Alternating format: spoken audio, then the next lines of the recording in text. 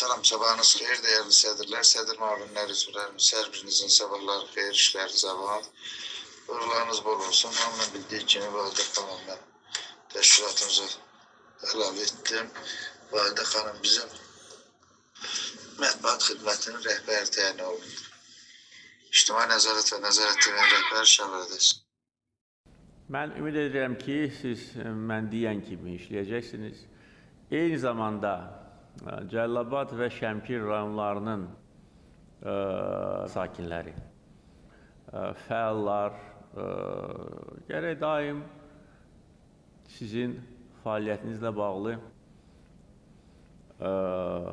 öz təhlilini aparsınlar və ictimai nəzarət güclü olmalıdır.